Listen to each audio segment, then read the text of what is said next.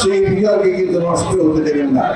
যে সুযোগ আসছে দেশকে সুস্থ করার, ভালো করার, সেই সুযোগ যেন আমরা হারাই না হারাই। আর একটা কথা বলি আপনাদেরকে, পাশেই আপনাদের ভারত আছে না? ভারত তো পাশে নাকি অনেক খারাপ কাজ করে ওরা, তাই না? আমাদের লোকেরকে গুলি করে মেরে দেয় সীমান্তে। আমরা ভালোভাবে থাকতে চাই তাদের সঙ্গে, সব প্রতিবেশী হিসাবে থাকতে চাই।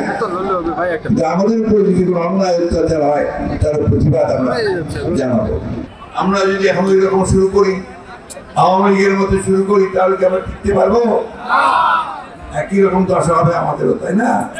সেই জন্য আমরা যারা আজকে সংগ্রাম করছি, লড়াই করছি, বিশেষ করে বিএনপি নেতা কর্মী যারা আছে, তাদের কাছে আমার আকুণ্ঠ অনুরোধ যে আপনারা নিজেদেরকে মানুষের কাছে প্রিয় বানান, ভালোবাসার পাত্র করে তৈরি করেন, কারো উপর অন্যায় অত্যাচার নির্যাতন করবেন না। আর একটা কথা বলি, খুব জরুরি কথা, আমাদের দেশে বিরাট অংশ আছেন যারা সনাতনী ধর্মের মানুষ, তাই না? হিন্দু সম্প্রদায়ের মানুষ, তাই না? তারা তো আমাদের আমানত নাকি?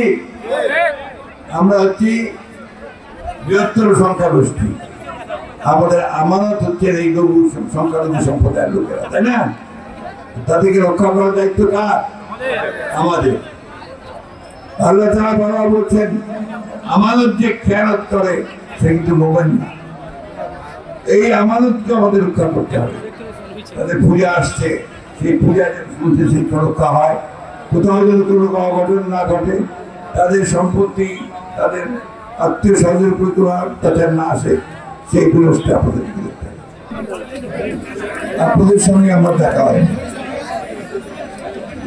কিছুদিন আগে, আমি এসেছিলাম, মনে আছে আপনি নিশ্চয়ই, আমাদের জীবনের নেতা মারা গেল, তখন আমি আপনাদের এখানে এসেছিলাম কয়েক ঘন্টার জন্য।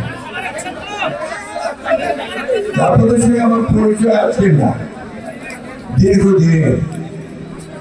আপনি জানেন যে আমার বাবা চকামিয়া সাহেব, অনেক বয়স্ক মানুষ আছেন, তারা খুব ভালো করে জানেন যে চকামিয়া সাহেব আপনাদের এখান থেকে নির্বাচন করেছেন, এবং সেই জন্য আপনাদের সঙ্গে তার পরিচয় খুবই ঘনিষ্ঠ ছিল। আপনাদের অনেকে তাকে বলতেন যে আমাদের কমান্ড নেতা, চকামিয়া ছিল আপনাদের কমান্ড নেতা।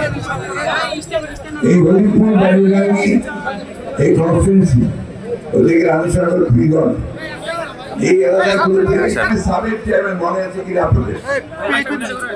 সাবেক চেয়ারম্যান আমার শুনে তখন এই লোক কিন্তু আপনার এই ভদ্রলোক মানুষ বিএনপির পতাকাটাকে তুলে ধরেছে।